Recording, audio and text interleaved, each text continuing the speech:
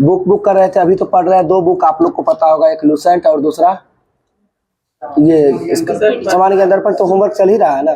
कोई लोग महेश बर्नवाल वाला बोल कर रहे होंगे। एक बुक देखिएगा, हम बताते हैं आपको, और उसको पढ़ना किस तरीका से ये समझना जरूरी है। सामान्य ज्ञान आया है, वन लाइनर अप्रोच है, किरण पब्लिकेशन का, दिख रहा होगा शायद, ठीक है।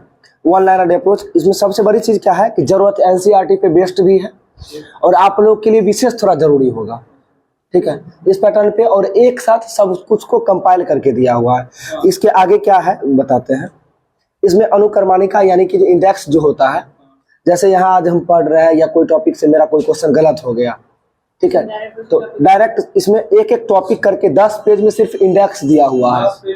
सिर्फ इंडेक्स है, इसका मतलब समझ रहे हैं। अगर जैसे कि अगर समझ लीजिए मुगल वंश पढ़ रहे हैं, उसमें बाबर से रिलेटेड गलती हो गया मुगल वंश में, तो बाबर का अलग टॉपिक है, पेज नंबर इतना लिखा हुआ है, इस पेज में जाइए, सीधा बाबर से रिलेटेड जितना पॉइंट है सारा पॉइंट एक जगह आपको मिल जाएगा।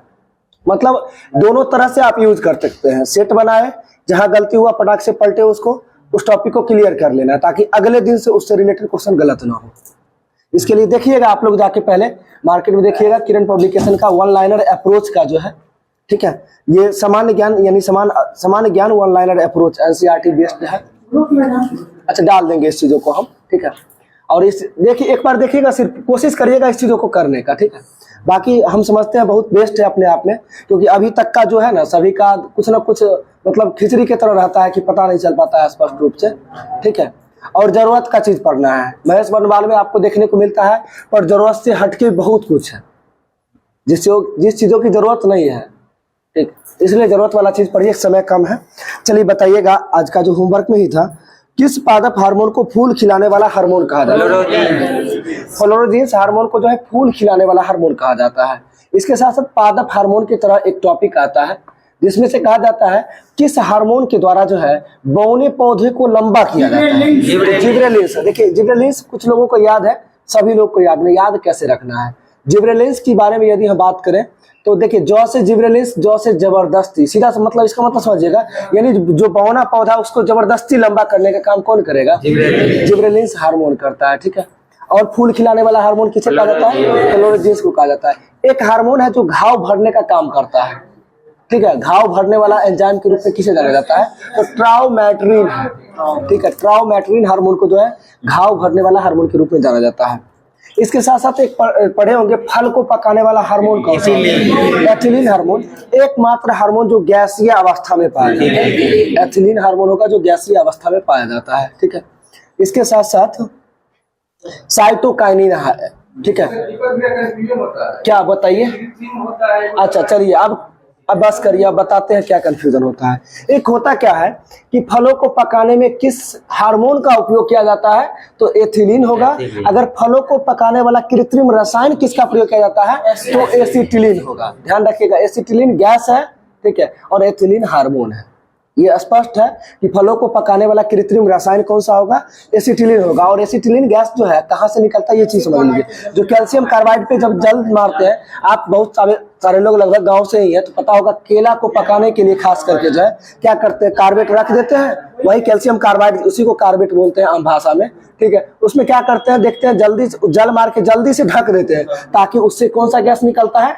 एसिटिलीन गैस निकलता है, जो कि फल को पकाने में मदद करता है, ठीक है। और प्राकृतिक रूप से फलों को पकाने के लिए यदि बोले तो एथिलीन होगा। प्राकृतिक रूप से मतलब जैसे पेड़ में जो पकता है, ठीक है, तो नेचुरली पकता है वो किस गैस के कारण, किस हार्मोन के कारण? तो एथिलीन हार्मोन के कारण, एथिलीन हार्मोन के कारण।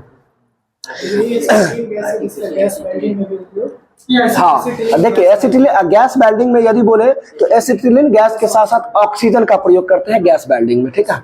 चलिए आगे बताना, कौन सा हार्मोन जो है पौधों को कोशिका विभाजन और विकास में मदद करने का काम करता है? साइटोकाइनिन करता है। और साइटोकाइनिन हार्मोन की खोज करता है मिलर हो जाएंगे। देखिए अब इसको याद कैसे रखेंगे, मात्र एक जगह से आंसर आया, याद कैसे?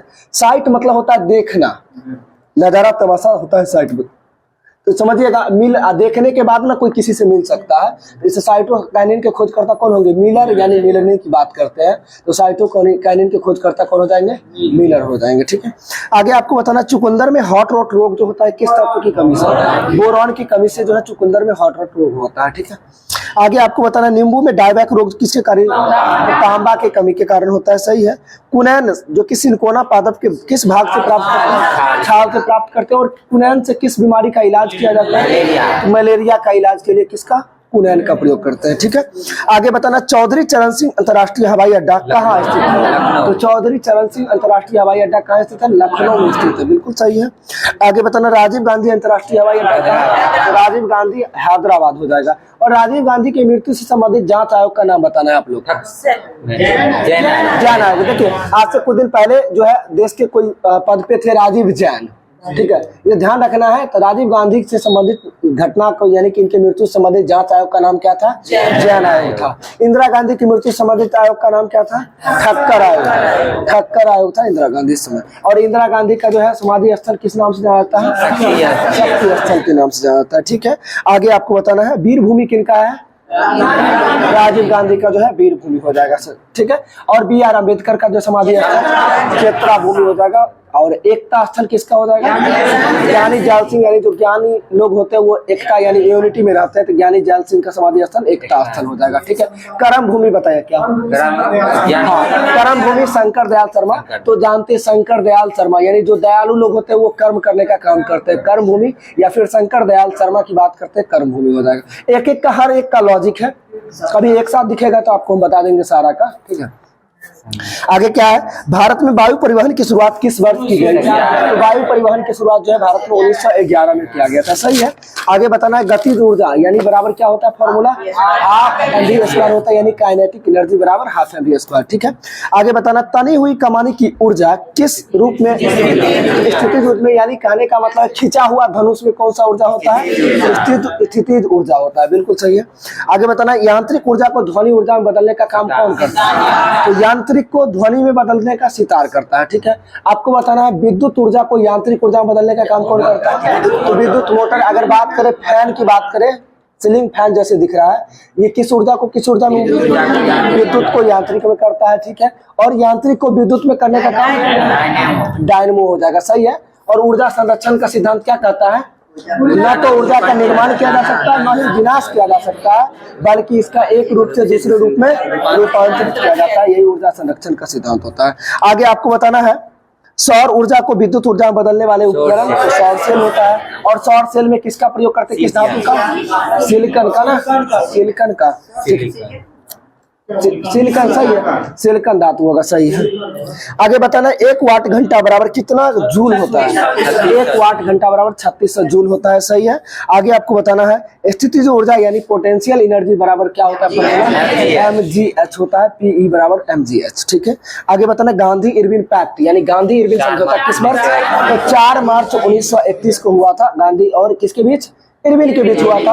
और ये भी पूछा जाता है कि गांधी और इरविन के बीच जो समझौता हुआ था 4 मार्च 1931 को, ये कितना सूत्री मांग था? यानी कितना सूत्री?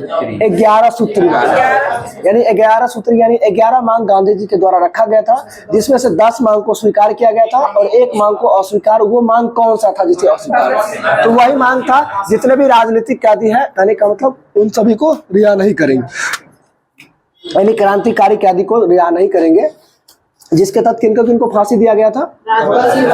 भगत सिंह, राजगुरु और सुखदेव को जो है 23 मार्च 1931 को फांसी दे दिया गया था, जो कि होने वाला था 24 को, 1 दिन पहले पड़ गया था, ठीक है। आगे बताना, तीनों गोलमेज सम्मेलन के समय इंग्लैंड का प्रधानमंत्री कौन? तो रैमजे मैकडोनाल्ड हो जाएंगे। रैमजे मैकडोनाल्ड तीनों गोलमेज सम्मेलन के समय इंग्लैंड के प्रधानमंत्री थे। और इसी बात में आपको बताना है, एक पूना पैक्ट होता है जो किसके किसके बीच होता है? गांधी और इरविन बीच होता है। अब आपको ये पूना पैक्ट गांधी जी और अम्बेडकर के बीच होता है, इरविन बोला गया था। गांधी और अम्बेडकर जी के बीच होता है, किस जेल में होता है?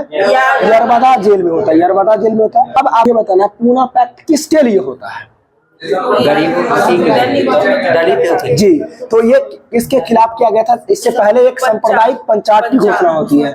सांप्रदायिक पंचायत की घोषणा की यदि बात करें, डेट बताना है, तो 16 अगस्त 1932 को जो है ये सांप्रदायिक पंचायत की घोषणा किसके द्वारा किया जाता है? रैमजे मैकडोनाल्ड के द्वारा। ठीक है, कब? तो 16 अगस्त 1932 को।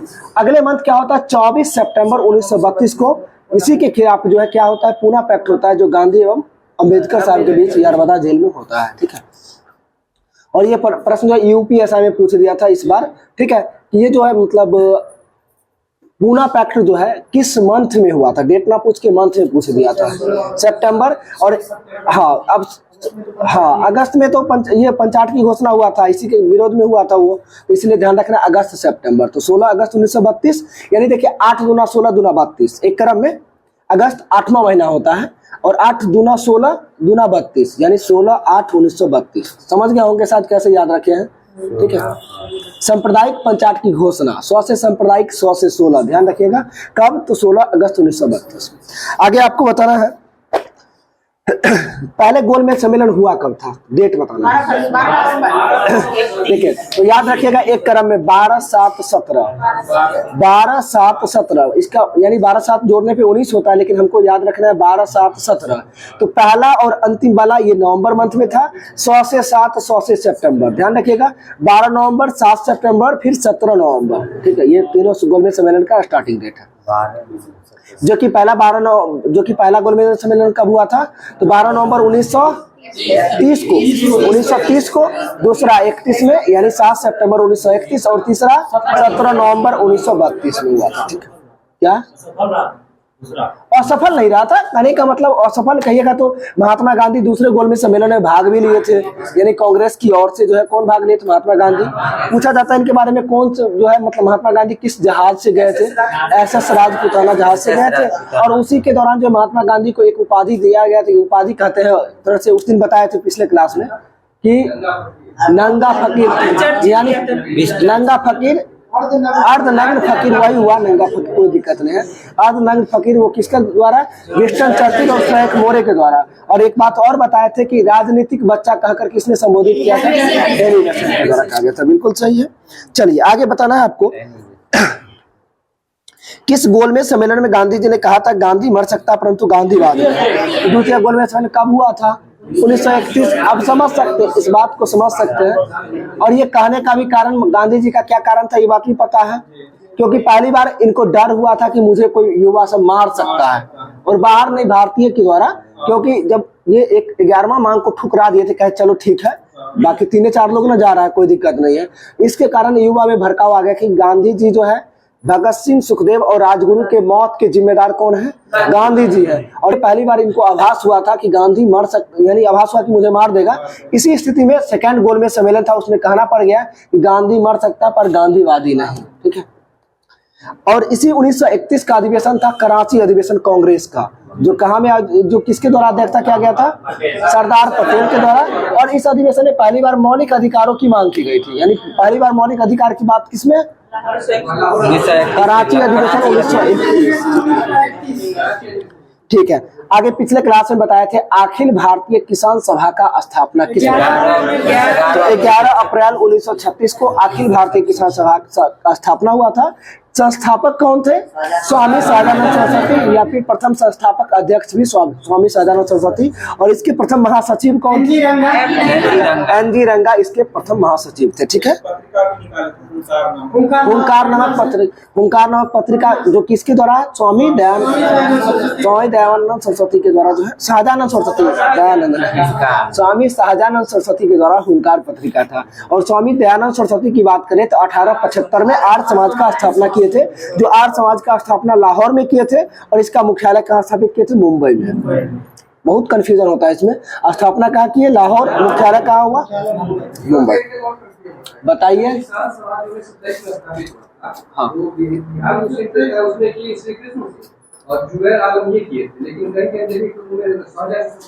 देखिए तो बिहार, आप पहले मेरी बात को आइएगा, और अभी आप पढ़े थे ऑल इंडिया किसान सभा, ध्यान से समझिएगा, ऑल इंडिया किसान सभा स्वामी सहजानंद सरस्वती 1936। और 1923 की बात करें तो बिहार किसान सभा डॉक्टर श्री कृष्ण सिंह। ठीक है, हाँ, हम क्या बता रहे हैं आपको, मेरी बात पे थोड़ा ध्यान दीजिएगा। इसी तरह से हम बोलते हैं रेडियो प्रसारण की शुरुआत कब हुआ था? 1927 में। रेडियो प्रसारण 1927। जब ऑल इंडिया रेडियो प्रसारण की बात करें तो 1936 हो जाता है फिर, ठीक है। तो कुछ ना कुछ भाषा में परिवर्तन रहता है, इस चीजों को समझना है।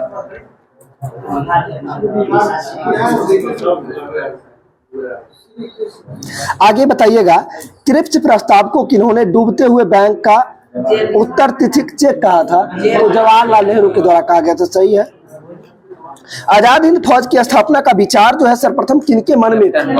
तो आजाद हिंद फौज के विचार यानी कहने का मतलब आजाद हिंद फौज का गठन का विचार जो है किनके मन का उपज था? कैप्टन मोहन सिंह का।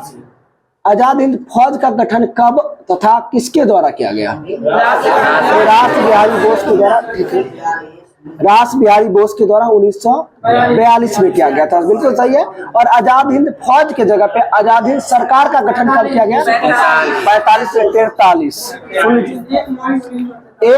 एक साल आगे बढ़ाना है, 42 के बाद 43 में जो है आजाद हिंद सरकार का गठन सुभाष चंद्र बोस के द्वारा सिंगापुर में किया गया था, ठीक है। आगे बताना, ऑपरेशन जीरो आवर के तहत जो है जवाहरलाल नेहरू को किस जेल में रखा गया था? ठीक है, अल्मोड़ा जेल में रखा गया था। जवाहरलाल नेहरू को अल्मोड़ा जेल में रखा गया था, ठीक है। और ये ऑपरेशन जीरो आवर का संबंध किस आंदोलन से था? भारत छोड़ो आंदोलन से था। और भारत छोड़ो आंदोलन किस तिथि को प्रारंभ हुआ था? कोई बात नहीं, 8 अगस्त को पारित हो गया था, 9 अगस्त से स्टार्ट हो गया था, जिसमें 8 अगस्त की मध्य रात्रि में ही जो है ऑपरेशन जीरो आवर के तहत जो है जितने भी उच्च वर्ग के जितने भी क्रांतिकारी यानी जितने भी नेता थे उच्च वर्ग के कांग्रेसी सभी को गिरफ्तार कर लिया गया था। जिसमें से पूछा जाता है गांधी जी को किस जेल में रखा गया था? तो गांधी जी को जेल में नहीं रखा गया था, पैलेस में रखा गया था। हम याद करवा रहे हैं आप लोग को। कहा जाता है गांधी जी को किस जेल में रखा गया था? तो आगा खां पैलेस था, वो जेल नहीं था, ठीक है। तो क्या हुआ? हाँ कोई बात नहीं, जेल है। अच्छा, पैलेस का मतलब समझ रहे हैं ना हम, ठीक है। जेल है, हम क्या बता रहे, उस समय भी वही था, लेकिन वीआईपी लोगों के लिए था ना, बस वही चीज है वीआईपी लोगों के लिए। तो आगा खां पैलेस की बात करते हैं, क्या हुआ? कोई दिक्कत है? उनके साथ सरोजिनी नायडू भी, हाँ उनके साथ सरोजिनी नायडू भी थे, कस्तूरबा गांधी भी थे।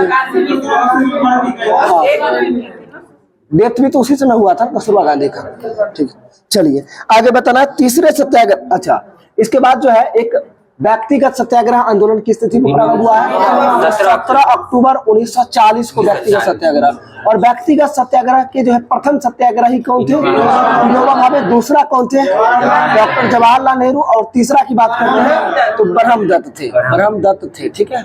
तीसरे सत्याग्रही ब्रह्मदत्त। आगे बताना है आपको, आजाद हिंद फौज में जो है महिलाओं के ब्रिगेड का क्या नाम दिया गया था? लक्ष्मीबाई रेजिमेंट जो है आजाद हिंद फौज में महिलाओं के ब्रिगेड का नाम लक्ष्मीबाई रेजिमेंट दिया गया था, ठीक है। आगे बताना, वनडे इंटरनेशनल क्रिकेट में दोहरा शतक लगाने वाले सबसे युवा बल्लेबाज तो शुभमन गिल हो जाएंगे, ठीक है। आगे बताना है, कौन सी राज्य सरकार जो है सभी ऑफलाइन सेवाएं समाप्त करके पूरी तरह से डिजिटल हो गई है? तो जम्मू कश्मीर हो जाएंगे, जो पूरी तरह से डिजिटल हो गई है सभी ऑफलाइन सेवाएं को बंद करके। आगे है हेनले पासपोर्ट इंडेक्स 2023 में भारत कितवें स्थान पे है? 85वां स्थान पे, यानी 85 हो जाएगा, सही है। पहले स्थान पे जापान है, ठीक है। आगे बताना, 15 जनवरी को कौन सा दिवस मनाया जाता है? थल सेना दिवस है। तो थल सेना दिवस 15 जनवरी। इसके साथ साथ आप लोग बताइएगा जल सेना दिवस कब मनाया जाता है? जिसको जल सेना को हम नौसेना, जान के हम जल सेना पूछे थे, ठीक है। जल सेना जिसको हम नौसेना के दिवस के रूप में भी जानते हैं, जो 4 दिसंबर को मनाया जाता है। और एक वायुसेना दिवस है जो 8 अक्टूबर को मनाया जाता है, वायुसेना दिवस। ये तीनों एक साथ ध्यान रखिएगा, थल सेना 15 जनवरी, 8 अक्टूबर वायुसेना, और जल सेना यानी नौसेना 4 दिसंबर को हो जाएगा। और एक है सशस्त्र सेना का झंडा दिवस, किस तिथि को मनाया जाता है? 7 दिसंबर को मनाया जाता है, सही है। आगे आपको बताना, उपराष्ट्रीय सुरक्षा सलाहकार कौन बने हैं अभी? पंकज कुमार सिंह बने हैं, बिल्कुल सही है। आगे बताना, भारत का चौथा सबसे बड़ा व्यापारिक भागीदार देश कौन बना है? रूस बन गया है, बिल्कुल सही है। आगे बताना, क्षेत्रफल की दृष्टि से सबसे बड़ा देश रूस हो जाएगा। दूसरा बताइएगा, रूस के बाद कनाडा हो जाएगा। तीसरा अमेरिका, चौथा चीन, 5वां ब्राजील, 6ठा ऑस्ट्रेलिया और 7वां भारत, 8वां अर्जेंटीना, अर्जेंटीना सॉरी, 8वां अर्जेंटीना ही है, सही है, सही है अर्जेंटीना, ठीक है। 9वां कजाकिस्तान है, कजाकिस्तान है। 10वां शायद अल्जीरिया है, और से कुछ है, ठीक है। चलिए 7 तक वैसे याद रखिएगा अपना तक, जो भारत का स्थान क्षेत्रफल की दृष्टि से 7वें स्थान पे है, सही है। आगे आपको बताना इंडियन मिरर के लेखक कौन है? बिल्कुल सही है, केशव चंद्र सेन हो जाएंगे इंडियन मिरर के लेखक, सही है। आगे बताना किस संविधान संशोधन द्वारा यह तय किया गया कि राष्ट्रपति मंत्रिपरिषद की राज्य मानने के लिए बाध्य होगा, यानी जो है राष्ट्रपति मंत्रिपरिषद की बात मानने के लिए बाध्य होगा। आप राज्य लिख दिए हैं वहां पर, ठीक है, कोई बात नहीं है, होता है, ठीक है। ये हो जाएगा 42वां संविधान संशोधन 1976 हो जाएगा, बिल्कुल सही है। आगे बताना भारतीय संविधान के किस अनुच्छेद में संशोधन की प्रक्रिया का वर्णन, यानी संविधान 368 किस देश के संविधान से? दक्षिण अफ्रीका के संविधान से लिया गया है। आगे बताना वेम्बनाड झील किस राज्य में है? वेम्बनाड झील किस राज्य में हो जाएगा? केरल में हो जाएगा। चिल्का झील किस राज्य में है? उड़ीसा में है। नाग नागे जम्मू कश्मीर। एक मिनट, क्या संयुक्त रूप से केरल और तमिलनाडु, हाँ सही है, देखिए वो केरल तमिलनाडु, हाँ, लेकिन ज्यादा मुख्य रूप से केरल ही देता है, ठीक है। वेम्बनाड झील केरल, पूरा केरल में यूपीएससी यहाँ पर लेके चला जाता है इसको। हम समझ रहे हैं। आपको 5वां ऑप्शन मिलेगा तो 1/4 नेगेटिव आने वाला है, सुनने में आया है। अगर 4 ही ऑप्शन रहेगा तो 1/3 नेगेटिव रहने वाला है, ठीक है।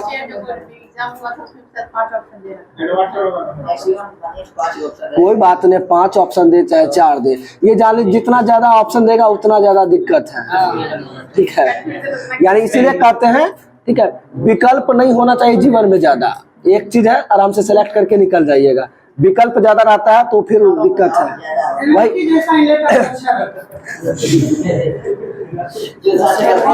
कहावत जानते हैं ना, क्या कहते हैं, विकल्प अनेकों मिलेंगे मार्ग भटकाने के लिए, संकल्प एक ही काफी है लक्ष्य तक जाने के लिए।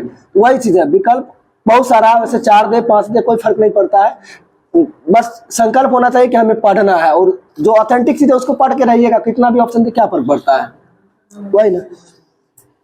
आगे बताए किशन गंगा किस नदी की सहायक नदी है? झेलम नदी की सहायक नदी है, बिल्कुल सही है। आगे बताना कौन सी जो है गैस ग्लोबल वार्मिंग के लिए ज्यादा जिम्मेदार है?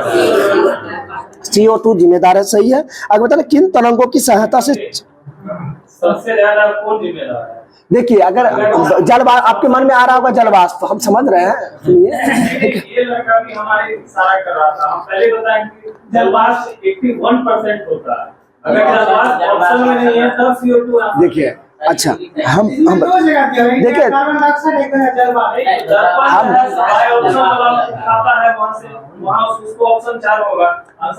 देखिए आपको बताते हैं, सही है। कौन सी देखिए हम बता रहे हैं, CO2 भी सही है, जलवाष्प भी सही है। ऑप्शन में अगर जलवाष्प है तो प्रायोरिटी जलवाष्प आंसर होगा, ठीक है। अगर जलवाष्प नहीं है तो CO2 होगा ही, ठीक है। नहीं रहेगा, रहता है, यहाँ पे रह सकता है आपको, नहीं यहाँ पे रह सकता है,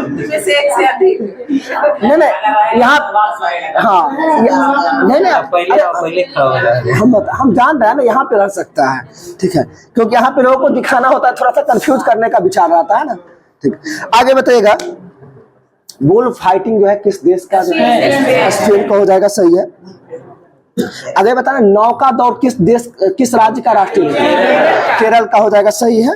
आगे बताना किन तरंगों की सहायता से चमगादड़ रात में सुरक्षित होते हैं? तो पराश्रव्य तरंगे हो जाएगा, सही है। आगे बताना इंग्लैंड में गृह युद्ध की शुरुआत कब हुआ था? 1642 से 48 में इंग्लैंड में गृह युद्ध हो जाएगा, ठीक है। हो गया ही तो 40 पूछ लिए। अब क्या करना है, लाइए बताइए, दर्पण लाइए तो। हाँ दर्पण से करवाते हैं, जिसमें सब अच्छा है। आप जान लीजिए ना, हम बता रहे हैं ना, 1 मंथ का दर्पण जो है ना 2 घंटा में हमसे समाप्त नहीं होता है। क्या हुआ? नहीं, अब हम कुछ आपको पढ़ने में लग जाए, आप पढ़ के याद करते हैं ना, आप दर्पण सिर्फ इतना ही करते हैं। एक हम मेरा कहने का मतलब ये, समाप्त करने का मतलब कि दर्पण में जितना क्वेश्चन है ना, इससे रिलेटेड कम से कम 5 क्वेश्चन 10 क्वेश्चन माइंड में सेट है, उसको उतना लेके चलना होता है। चलिए अभी शुरू करते हैं। देखिए ये क्या था आज का होमवर्क में? 2018 दिसंबर था क्या? चलिए पढ़ के तो सभी लोग आए हैं, बढ़िया से जवाब दीजिएगा। आगे है, उस्ताद मंसूर तथा अबुल हसन ये किस मुगल शासक के दरबारी चित्रकार थे? जहांगीर किसके चित्रकार थे? अब आपको बताना है जहांगीर यानी चित्रकला का स्वर्ण काल किसके काल को कहा जाता है? जहांगीर के स्वर्ण काल को कहा जाता है। इसके साथ साथ अब आता है न्याय का जंजीर स्थापित करने वाला शासक जहांगीर था, सही है। आगे आपको बताना है हुमायूं के बारे में बताना है एक वर्ड। हुमायूं किसके लिए प्रिय था? हुमायूं जो है ना, सबसे पहले ये चित्रकारी का आरंभ हुमायूं के शासन से। हुमायूं वो इसके लिए प्रसिद्ध था, वो क्या बोलते हैं, जादू ज्योतिष शास्त्र में क्या हुआ? ज्योतिष शास्त्र में विश्वास रखता था हुमायूं, ये सही है। ज्योतिष शास्त्र में हुमायूं विश्वास रखता था। और हुमायूं बाबर का पुत्र, सबसे पहला नंबर। हुमायूं का शासनकाल कब से कब तक? 2 बार हुआ सर। हम सीधा 1530 से याद रखते हैं, 1530 से 1555 तक, 1555 तक, जो कि किस युद्ध के दौरान जो है, युद्ध के बाद समाप्त हो गया था। हुमायूं कहने मर गया था। तो अंतिम युद्ध 1555 में कौन सा युद्ध था बताना है आपको? सरहिंद का युद्ध था, 1555 में लड़ा गया था हुमायूं के द्वारा, जो कि कहा जाता है अकबर के जीवन काल का प्रथम युद्ध। ठीक है, अकबर के जीवन काल का प्रथम युद्ध कौन था? सरहिंद का युद्ध 1555 में। आगे आपको बताना है इसमें, होलकर ने जो है अंग्रेजों से कौन सी संधि की थी? मंदसौर की संधि। मंदसौर की संधि जो कि कब किया था? 1818 में। मंदसौर की संधि कब हुई थी? 1818 में। किसके किसके बीच हुआ था? होलकर और अंग्रेज के मध्य हुआ था। आगे बताना, पेरिपल्स ऑफ द इरिथ्रियन सी जो है में जो है अरिकमेडु बंदरगाह को किस नाम से जाना गया है? तो पेडॉक के नाम से जाना गया है। अब बताना है आपको, पेरिपल्स ऑफ द इरिथ्रियन सी पुस्तक के लेखक कौन? अज्ञात था। ठीक है, बिल्कुल सही, अज्ञात है, इसके नाम जो है पता नहीं चल पाए हैं, सही है। आगे आपको बताना, अलाउद्दीन द्वारा निर्मित अलाई दरवाजा का जो ये कहाँ स्थित है? हाँ, तो देखिए, तो अलाई दरवाजा कुल मिला के सीधा सीधा हमें जाना है कुतुब मीनार का जो है प्रवेश द्वार है, प्रवेश द्वार है। तो कुतुब मीनार का प्रवेश द्वार अलाई दरवाजा है, जो किसके द्वारा स्थापित था? अलाउद्दीन खिलजी के द्वारा। आगे बताना आपको, अकबर के अल्पायु होने के कारण 1556, पूरा क्वेश्चनों बोल लेते इसीलिए होता है, 1556 से लेकर 1605 तक उसके संरक्षण के रूप में कौन थे? बैरम खां। इसी में जैसे आप लोग बोलना शुरू कर दिए बैरम खां, हम पूछते बैरम खां कब से कब तक संरक्षक के रूप में रहे हैं? तो सीधा 1556 से लेकर 1560 तक रहे। आगे आपको बताना है, अंतिम मुगल शासक कौन थे? बहादुर शाह जफर या फिर द्वितीय। इनकी मृत्यु कहाँ हो गई थी? रंगून में हो गए थे। और रंगून इन्हें कब निर्वासित किया गया था? 1857 के क्रांति के तहत जो इन्हें रंगून निर्वासित कर दिया गया था 58 में। ठीक है जी, म्यांमार। आगे है, बौद्ध धर्म ग्रहण करने वाली पहली महिला कौन? गौतमी थी, जो प्रजापति गौतमी यानी गौतम बुद्ध की सौतेली माँ थी। हाँ, वही मौसी बोलते हैं। ठीक है, और आपको ये बताना है, गौतम बुद्ध के द्वारा जो है पहली बार महिलाओं का प्रवेश जो है किसके कहने पर दिया गया था? आनंद के कहने पर। और आनंद कौन था? उनका शिष्य था। और पहली बार महिलाओं का प्रवेश जो है कहाँ में दिया गया था? वैशाली से दिया गया था। और एक प्रश्न ये भी पूछा जाता है, गौतम बुद्ध के द्वारा जो है सर्वाधिक वर्षा ऋतु कहाँ बिताया गया था? वैशाली होगा, वैशाली नहीं, देखिए वर्षा अंतिम वर्षा ऋतु कहाँ बिताया गया था? तो वो वैशाली हो गया था। और ये पूछा जाता है, महात्मा बुद्ध के द्वारा जो है सर्वाधिक उपदेश कहाँ दिए गए थे? श्रावस्ती हो जाए, सर्वाधिक हाँ, प्रथम उपदेश सारनाथ और सर्वाधिक उपदेश कौशल की राजधानी श्रावस्ती में। ठीक है, क्या? हाँ, अंतिम उपदेश में वही कौशल, वहीं पे वही। और उस समय बताना, महात्मा बुद्ध के समय जो है कौशल की राजधानी श्रावस्ती था। उस समय वहाँ का शासक कौन था? तो राजा प्रसेनजीत थे, राजा प्रसेनजीत थे। ठीक है, और आप सभी पढ़े भी होंगे अंगुलीमाल डाकू वाला में, प्रसेनजीत उसमें भी थे ना। और अंगुलीमाल डाकू को समझाने का काम भी कौन किए थे? भगवान बुद्ध। और वहीं पर किए थे। तो सर्वाधिक उपदेश कहाँ देंगे? श्रावस्ती में ही हो जाएगा। ठीक है, तो कहाँ था? प्रसेनजीत के राज्य में ही ना अंगुलीमाल डाकू था। भूल गए लगता है। कौन चौथा पचमा में था? किसमें था? पचमा में था ना। चलिए, क्या हुआ? हाँ, तोरो नहीं, जो मतलब तोरो और जोरो का नीति जो था। ठीक है, क्या हुआ? आगे बताना है आपको, श्रीमद् भगवत गीता किस धर्म का प्रधान ग्रंथ है? तो भागवत धर्म का हो जाएगा। सही है। किस सातवाहन नरेश ने जो है गाथा सप्तशती नामक महत्वपूर्ण कृति की रचना की थी? तो हाल के द्वारा किया गया था। बिल्कुल सही है। आगे बताना, किस राष्ट्रकूट शासक ने जो है एलोरा के पर्वतों को कटवाकर इस प्रसिद्ध कैलाश मंदिर का निर्माण? कृष्णा प्रथम हो जाएगा। सही है। आगे बताना, चोल शासक किस धर्म के अनुयायी थे? तो शैव धर्म के अनुयायी थे चोल शासक। बिल्कुल सही है। आगे बताना आपको, किस युद्ध को जीतने के पश्चात शेरशाह ने दिल्ली में अफगान सत्ता की स्थापित किया? चौसा का युद्ध। और आप सभी को बताना, चौसा का युद्ध हुआ कब था? 1539 में। और कन्नौज या बिलग्राम का युद्ध कब हुआ था? 1540 में हुआ था। याद करने के लिए बताए भी थे, चौक और चौसा, कौसे कन्नौज, यानी चौसा 39 में, कन्नौज 40 में हो जाता है। ये कंफ्यूजन हो जाता है, 39 होगा 20 होगा, ध्यान रखिएगा। चौसा 39, कन्नौज 40। मन में ये भी आता है, चौसे चौसा चौसे 40 आ जाता है, इसलिए लोग फंस जाते हैं। ध्यान रखिएगा, चौक वर्ड याद रखना है, यानी पहले 39 फिर 40। ठीक है। और दोनों किसके बीच हुआ था? शेरशाह सूरी और हुमायूं के बीच हुआ था। सही है। आगे है 1920 में जो है, 1921 होना था। 1900 मोपला विद्रोह कब हुआ था? 1921 में हुआ था। कहाँ में हुआ था? केरल में। केरल के कहाँ में हुआ था? मालाबार तट पे हुआ था। अब आगे बताना, मोपला विद्रोह के जो है यानी नेता कौन था? तो अली मुसलियार हो जाएंगे। अली मुसलियार के नेतृत्व में मोपला विद्रोह हुआ था। ये कैसा आंदोलन था? तो कृषक आंदोलन था। चलिए, मुख्य रूप से हाँ, ठीक है। आगे बताना, हिंदुस्तान रिपब्लिक पार्टी की स्थापना कब हुआ था? HRA। तो ये हो जाएगा 1924, सचिंद्र नाथ सन्याल के द्वारा 24 में। और 4 साल बाद HSRA, Hindustan socialist Republican association की स्थापना 1928 में। ठीक है। आगे बताना है आपको, दादा भाई नौरोजी ने कांग्रेस के किस अधिवेशन में जो है स्वराज की मांग प्रस्तुत किया था? तो 1906 के कलकत्ता अधिवेशन के। और बताना है आपको, कांग्रेस की ये क्या बार अध्यक्षता किए थे? ये 3 बार। देखिए, अगर बताते हैं 3 बार नंबर। पहले देखिए, हम बता रहे हैं स्वराज की मांग प्रस्तुत किया गया था किनके द्वारा? दादा भाई 1906 के। पहले मेरी बात को समझिएगा। अगर स्वराज शब्द का सर्वप्रथम प्रयोग की यदि हम बात करते हैं तो दयानंद सरस्वती के द्वारा 1895 में ही किया गया था। स्वामी दयानंद सरस्वती के द्वारा 1895 में पहली बार किया गया था। ठीक है। और पूर्ण स्वराज की मांग की यदि हम बात करें, स्वराज अलग है, पूर्ण स्वराज अलग है। तो पूर्ण स्वराज की मांग की यदि बात करें तो लाहौर अधिवेशन 1929 हो जाएगा, जवाहरलाल नेहरू। ठीक है। और पूर्ण ये स्वाधीनता की यदि हम बात करते हैं तो स्वाधीनता की बात करते हैं 1927 का अधिवेशन है, मद्रास अधिवेशन, जिसकी अध्यक्षता MA अंसारी के द्वारा किया गया था। मद्रास अधिवेशन कब? 1927, जिसकी अध्यक्षता MA अंसारी। और स्वाधीनता की बात जो है 27 में। पूर्ण स्वराज की बात लाहौर अधिवेशन 1929 में, जिसकी अध्यक्षता पंडित जवाहरलाल नेहरू के द्वारा किया गया था। लालापत राय बोले थे, इतना नहीं छठियाना है। बाल गंगाधर तिलक के द्वारा जो है 1916 के कांग्रेस अधिवेशन जो हुआ था, ठीक है, उसमें बोला गया था कि स्वराज हमारा जन्मसिद्ध अधिकार है और उसके इसे हम लेकर रहूं। क्या हुआ? कोई डाउट है तो बोलिए ना। ठीक है।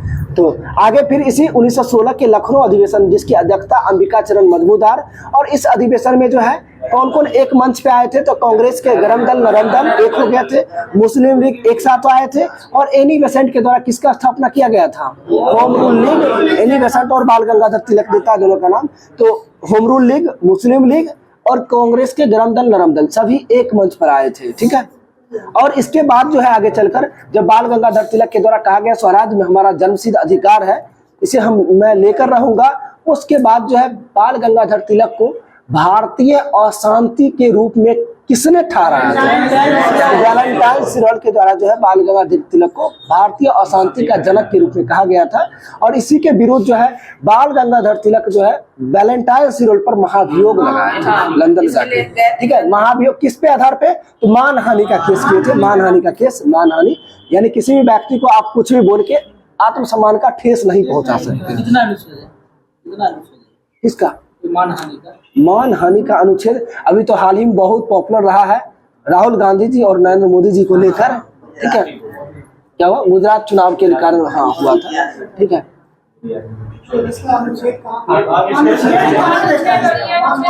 अनुच्छेद नहीं देखे लेकिन बताते हैं। हाँ, धारा अलग होता है, अनुच्छेद अलग होता है। तो देखिए हम बताते, पहले मेरी बात को सुन लीजिएगा आप, ठीक है।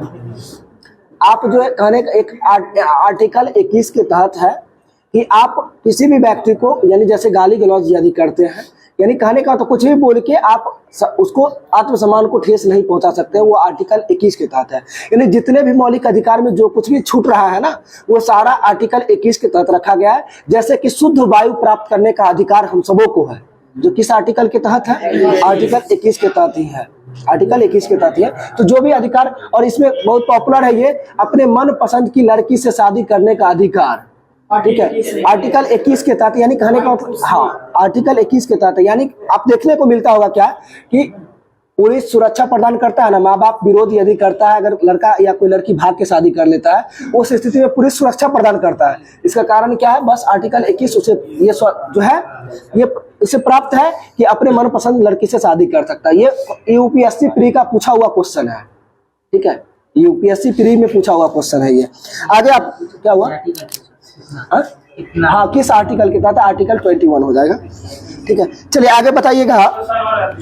क्या कल क्वेश्चन आपको आया था कांग्रेस का 1916 में अधिवेशन हुआ था, उसमें किन बात पे सहमति बनी? ऑप्शन उसमें था कांग्रेस और मुस्लिम लीग के बीच, और दूसरा ऑप्शन था नरमपंथी एवं गरमपंथी के बीच, और दो ऑप्शन थे।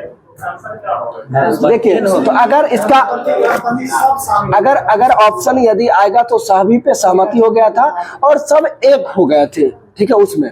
हाँ, अगर चार ही ऑप्शन है तो अगर सही ढंग से अगर ऑप्शन के अकॉर्डिंग छाटे तो कांग्रेस के गरम दल और नरम दल ये हाँ मिलान हो गया था, ठीक है, ये सही आंसर होगा। क्या हुआ? 1909 वाला बात मान लिया था, उसके साथ उसमें संगठन में भाग लिया। हाँ, तो वही चीज हम कर रहे हैं। तो मुस्लिमों के लिए तो पृथक निर्वाचन तो 1909 में ही स्टार्ट हो गया था, पार्लियामेंट सुधार के तहत ना, ठीक है, 1909 में। इसका सही आंसर गरम दल और नरम दल ये होगा। दोनों तो सही है, हम वही तो बोल रहे हैं। क्या सही हुआ? जो ये ऑप्शन बोले मुस्लिम लीग और कांग्रेस दोनों की आपसी सहमति हुई, यदि हमें सही लगा तो आंसर क्या लिया? आंसर क्या लिया? देखिए, हम जानते हैं सभी शामिल हुआ था, ठीक है, होम रूल लीग भी शामिल हुआ था, और पहली बार एक मंच पे कांग्रेस और मुस्लिम लीग आए थे, पहली बार आए थे। तो कांग्रेस और मुस्लिम लीग दोनों में आपसी सहमति हुई है, ठीक है, ये सही है, ठीक। लेकिन वो ऑप्शन पे डिपेंड करता है कि तीसरा चौथा ऑप्शन क्या दिया है, कहीं बी प्लस और जो ऑप्शन था वो आंसर नहीं हुआ। हाँ, तो वही, तो बस दूसरा ऑप्शन को यहाँ पे प्रायोरिटी दीजिएगा। नरम दल गरम दल को ज्यादा प्रायोरिटी दिया गया है, क्योंकि कहा जाता है ना कि कांग्रेस से फूट कब पड़ा था 1907 में, एक कब हुआ था 1916। सीधा सीधा पढ़ते हैं ना, कांग्रेस एक कब हुआ था 1916 में, ठीक है, ये सही होगा।